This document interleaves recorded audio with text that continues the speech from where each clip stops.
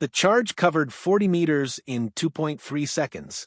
Every officer on the observation deck had the number later pulled from the tactical feed's timestamp data, because the human brain processes certain events only after they are over, and the precise measurement of them becomes a way of handling what just happened. 2.3 seconds. The Gorath was the largest land predator on Vel 4. 800 kilograms of layered bone plating and muscle, 4 forward horns arranged in a killing arc, a ground impact force that the xenobiology team had measured, carefully from significant distance, at sufficient to overturn a military transport vehicle. It covered 40 meters in 2.3 seconds. And Captain Dren Maal didn't move. Not backward, not sideways, not the instinctive flinch that every other species represented on that observation deck produced simultaneously without meaning to. He stood exactly where he had been standing when the charge began, feet shoulder width apart, arms loose at his sides, weight slightly forward, barely, almost imperceptibly, the kind of weight shift that happens when something in a person's body makes a calculation their conscious mind hasn't finished yet. He watched it come. The Gorath stopped, not gradually, not the slowing deceleration of something choosing to end a charge. It stopped the way things stop when they encounter something that doesn't fit the expected outcome of a charge. Suddenly, completely, all 800 kilograms of forward momentum arrested in a distance that its own biology shouldn't have been capable of. It stood 3 meters from the captain, breathing hard from a sprint. Looking at him, he looked back. The observation deck above was completely silent. 12 species represented, not one of them breathing. The Gorath lowered its head slightly, the 4 horns angled downward, and Captain Dren Maal, standing 3 meters from 800 kilograms of apex predator that had just charged him at full speed, did something that would be reviewed on the tactical feed 417 times in the following week. He tilted his head, just slightly, and waited. The tactical feed review happened at 0800 the next morning. 12 senior officers, 1 conference room, 1 screen showing the same 40 meters covered in 2.3 seconds from 6 different camera angles, paused and replayed and frame advanced with the focused collective attention of people who had all been present and still couldn't fully account for what they had witnessed. Colonel Yaith Sen Vethari, senior ranking officer on Vel, 28 years of command experience, had watched the feed 17 times before the meeting started. She watched it 3 more times in the meeting. Then she turned to Captain Maal, who was sitting at the end of the conference table drinking coffee with the unhurried ease of someone attending a mildly interesting briefing about someone else's incident. "Explain," she said. He thought about it for a moment, not evasively, genuinely, the way he thought about most things, thoroughly, without rushing toward an answer before he'd found the right one. "It was a bluff charge," he said. "The room absorbed this. The Gorath," Colonel Sen said carefully, "charged you at full speed from 40 meters. Yes. And you determined it was a bluff." "Correct. In the approximately 2 seconds you had to make that determination." 2.3, he said. "Yes." Another silence. The kind that collects in rooms where someone has just said something that is technically a complete answer and also explains nothing. "How?" said Lieutenant Orvin from the far end of the table with the specific directness of someone who has been waiting to ask this since 2.3 seconds before the charge stopped. Maul set his coffee down. "Shoulder angle," he said. "When a large predator initiates a genuine attack charge, the shoulders drop and rotate inward. It's loading the strike. Protective instinct for the throat." The Gorath's shoulders were level throughout, slightly elevated, actually. He paused. Also the vocalization cadence. It called twice before charging. Genuine predator attacks are silent. The call was display behavior. The room was quiet. "You read its shoulders," Orvin said. "And the call pattern." "Yes, in 2.3 seconds. I had maybe 1 second of useful observation time before committing to a response." He picked his coffee back up. "So, technically less." Colonel Sen looked at the frozen frame on the screen. The captain standing still. The Gorath mid-charge. The distance closing. "What if you were wrong?" she said. He considered this with genuine seriousness. Then the report would have been more interesting, he said. The report was already interesting. Lieutenant Orvin was writing it and had been since 0600 that morning when she accepted the assignment with the professional composure of someone who had not yet fully processed what the assignment required her to document. She was on her fourth draft.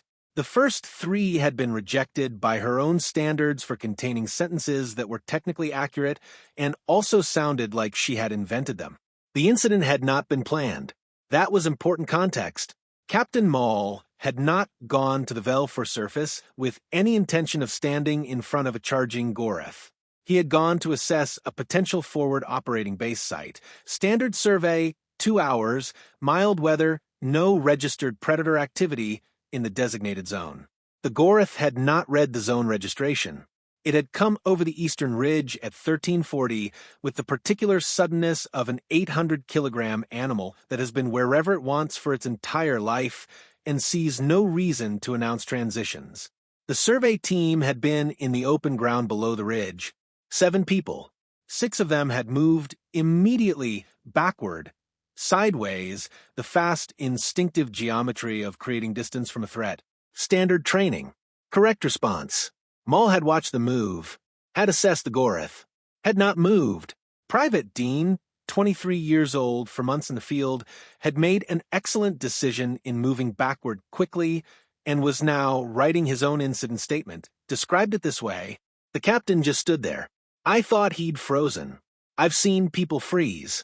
It didn't look like that. It looked like a choice. Orvin had read that statement twice, put it in the report exactly as written. It was the most accurate sentence anyone had produced so far. The Gorath was still on the surface, not gone, not retreated to the ridge it had come from. It had withdrawn approximately 60 meters after the charge stopped, which xenobiology classified as unusually close for a post-charge position, and had been observed at that distance since 1400, doing something the xenobiology team's behavioral software kept misclassifying. Orvin pulled up the behavioral classification. Read it. Pulled it up again.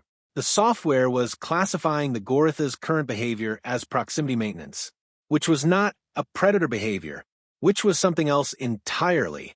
She went to find the captain.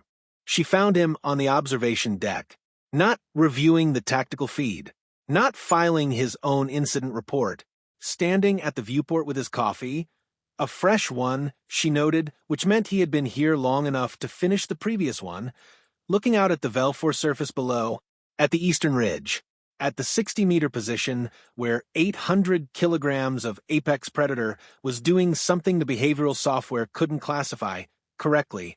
You're watching it, Orvin said.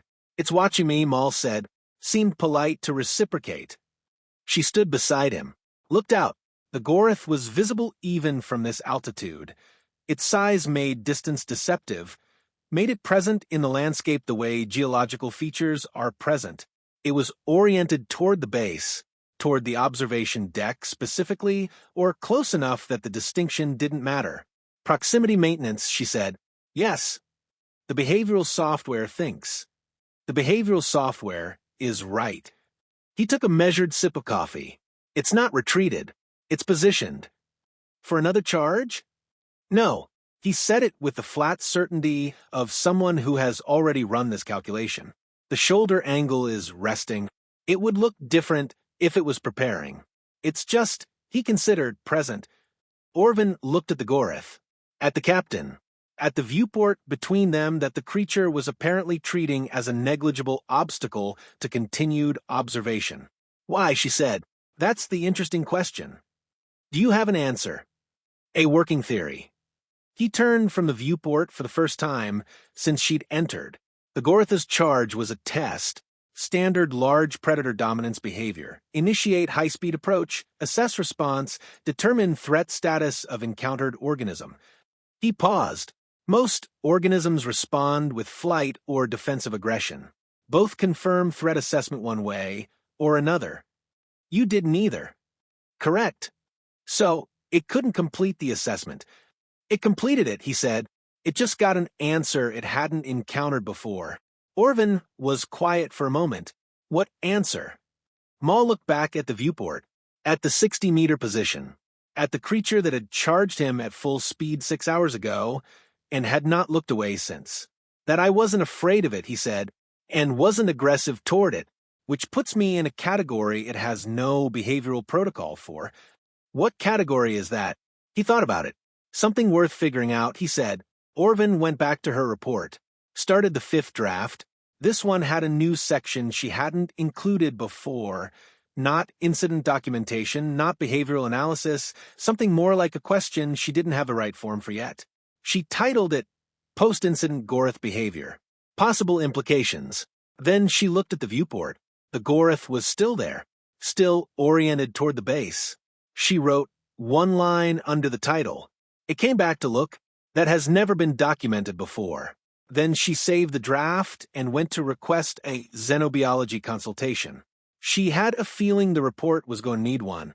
The xenobiology consultant was Dr. Marin Salas.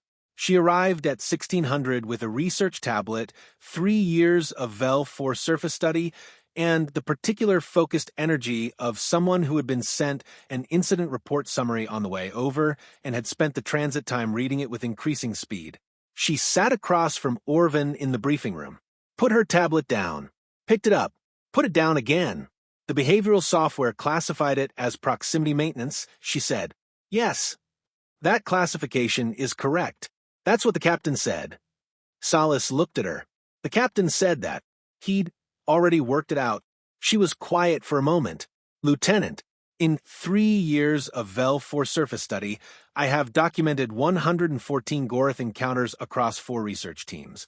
The standard post-encounter behavior is full territorial withdrawal, minimum 2 kilometers, sustained for 48 to 72 hours. She turned her tablet around.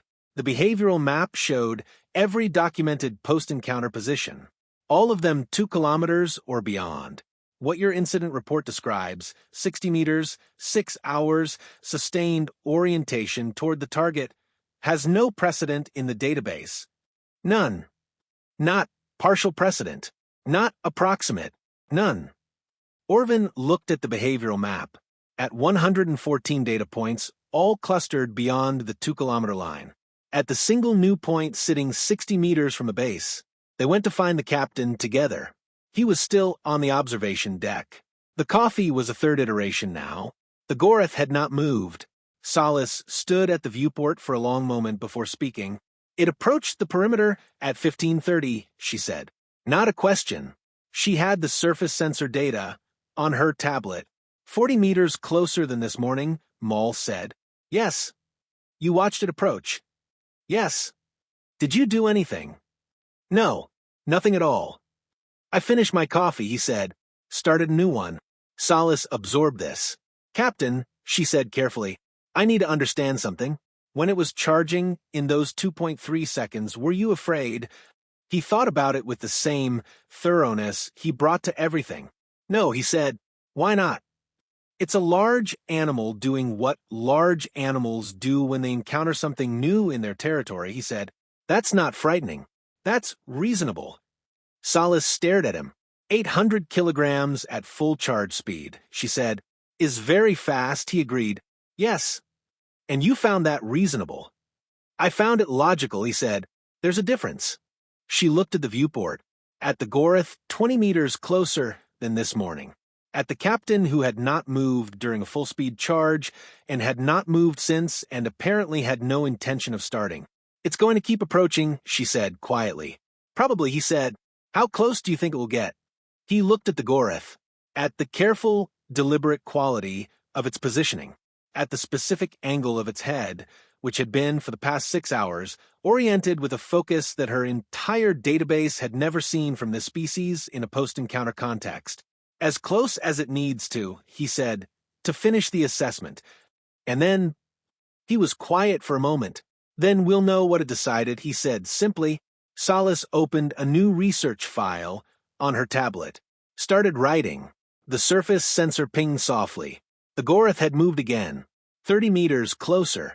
Colonel Sen found out about the approach at 1800. She found out because the surface sensor alert reached her command console, which she checked with the routine attention of 28 years of command, and the new position data sat on her screen for a moment before she understood what she was looking at. 30 meters from the base perimeter. She called the observation deck. Maal answered. "The Gorath," she said. "Yes." 30 meters. 28 now, he said. "It moved again about 4 minutes ago." A silence. "Captain, what is your current position?" "Observation deck. Viewport." "And you are?" "Watching it." "Yes, while it watches you." That seems to be the arrangement. Colonel Sen had 28 years of command experience. She had seen things that required complete professional recalibration. She had developed, over those years, a finely calibrated instinct for when a situation required intervention, and when it required something harder, patience, restraint, allowing something to develop that she didn't yet fully understand. She looked at the sensor data. 28 meters. Sustained orientation. No aggression, indicators. "I'm coming up," she said. The observation deck had acquired an audience by 1900. Not officially. Nobody had announced that anything was happening. But bases are small environments, and information moves through them the way water moves through anything, finding every available channel. By 1900, there were 11 people on the observation deck who all had excellent professional reasons to be there, and whose professional reasons all happened to involve the viewport. The Gorath was 15 meters from the perimeter, standing in the last of the day's light on the Vel 4 surface, bone plating catching the amber of the setting sun, for horns casting long shadows on the ground in front of it. It was not moving. It had not moved in 40 minutes. It was simply there, present, at a distance that its entire species' behavioral history said it should not be at after the morning's encounter. Solace was documenting continuously. Orvin had stopped pretending to document and was just watching. Colonel Sen stood beside Maal at the center viewport. "It hasn't looked away," she said quietly. "No, since this morning. Since the charge stopped." She watched it for a long moment. "What does it want?" "I don't think one is quite the right framework," he said. "It's still in the assessment. It's collecting data." He paused. "We're doing the same thing. We have sensor arrays and xenobiology consultants. It has 8 hours of direct observation and instincts that are significantly older than our sensor arrays." He said it without irony. "I'd call it even." Sen almost smiled. "Didn't. At some point," she said, "it is going to make a decision." "Yes." "Based on what it's observed." "Yes." "Which is primarily you. Standing still. Drinking coffee. And not being afraid of it," he said. "That's the part that matters." She looked at him. "You're certain it can tell?" "Large predators read chemical signals, micromovements, respiratory changes, pupil dilation." He paused. "They are significantly better at assessing fear than we are at concealing it. If I had been afraid this morning, it would have known. The charge would have had a different outcome." The room was very quiet. Outside, the Vel 4 sun touched the horizon. The Gorath took one step forward, then another. Then it lowered itself, slowly, enormously, all 800 kilograms, settling toward the ground with the unhurried deliberateness of something making a considered choice, and lay down. 12 meters from the perimeter, facing the viewport, facing him. Nobody on the observation deck moved. Solace's pen had stopped. Orvin's report was forgotten. Colonel Sen looked at the captain. She started. "Yes," he said. "That means." "I think so," he said. He looked at the Gorath. At 12 meters of considered distance. At 800 kilograms of apex predator that had charged him at full speed this morning and spent 8 hours deciding what he was and arrived, apparently provisionally, on its own entirely sovereign terms. At an answer it found acceptable enough to lie down for. He picked up his coffee. "We should leave it alone for tonight," he said, quietly. "Let it rest." It was still there in the morning. Not 12 meters. 8. It had moved closer sometime in the night. The surface sensors logged it at 0340, a slow, deliberate repositioning that the base's automated alert system had flagged and that nobody had acted on because Colonel Sen had left standing orders at 2100 the previous evening that read simply, "Do not disturb." Do not approach. Do not activate perimeter deterrence. Observe and document. She had written those orders with the specific authority of someone who didn't entirely know what she was authorizing and had decided to trust the situation anyway. The situation had not disappointed her. Maal went to the surface at 0700. Not alone. Sen had insisted on a team at distance, Salas had insisted on documentation equipment, Orvin had simply shown up, and nobody had told her to leave. They positioned themselves 200 meters back, with the quiet discipline of people who understood their role, was witness rather than participant. He walked out through the perimeter gate. Across the open ground, the Gorath raised its head when he emerged, watched him cross the distance with the focused attention it had been giving him for 22 hours straight. Its posture shifted, not aggressive, not the shoulder drop and horn angle of a loading charge, something more neutral. Assessing still, but differently. Concluding, he stopped 6 meters away, stood the same way he had stood yesterday morning. Feet shoulder width, arms loose, weight slightly forward, the posture of someone who has nowhere urgent to be and nothing to prove. The Gorath looked at him for a long moment. Then it made a sound, not the display call from yesterday, not the vocalization of a charge or a territorial warning or any of the 17 documented Gorath sounds in Salas's research database. Something lower, shorter, a single note produced from somewhere deep in its chest that lasted approximately 2 seconds and then was gone. Salas had her recording equipment running. She would spend 4 days trying to classify that sound. She would eventually file it under a new category she created specifically for it, non-hostile acknowledgement. Context: first direct proximity contact with non-threatening unknown organism. Appears to function as recognition signal. Recognition. Maal stood in the morning light on the Vel 4 surface for 40 minutes. He didn't approach further, didn't retreat, didn't perform any of the deliberate communication gestures the xenobiology manual suggested for large predator first contact situations. He simply remained present in the way he had been present since the charge, completely without urgency, without fear, without any of the tension that large predators spend their lives reading in the organisms around them. The Gorath spent those 40 minutes the same way it had spent the previous 22 hours. Watching him. At the end of 40 minutes, it stood. Slowly, fully, all 800 kilograms, rising with the unhurried ease of something that has decided a moment is complete. It turned toward the eastern ridge, paused, looked back once, the specific quality of a look that has something in it beyond the purely functional, something that Orvin would struggle to describe in her report, and would eventually write as appeared deliberate, appeared final, did not appear like leaving. Then it walked over the ridge and was gone. The report ran to 63 pages. Lieutenant Orvin filed it with the Conclave's Xenobiology Division, the military command structure, and the Interspecies Contact Research Board simultaneously. All 3 requested follow-up presentations. She gave them. The section that generated the most discussion, cited in 14 subsequent research papers, included in the revised Vel for predator contact protocols, eventually finding its way into the standard training curriculum for surface survey teams, was not the tactical feed analysis or the behavioral data or the proximity maintenance documentation.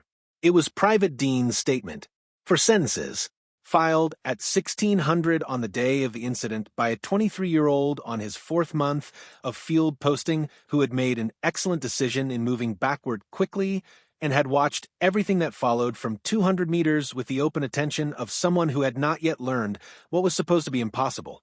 The captain just stood there. I thought he'd frozen. I've seen people freeze. It didn't look like that. It looked like a choice. Maal filed his own incident report on the evening of the second day. It was 2 paragraphs. The first paragraph described the charge, the assessment, the decision to remain stationary, and the subsequent 22 hours of proximity behavior in clean factual language that covered all required documentation fields. The second paragraph was not required by any form. He wrote it anyway.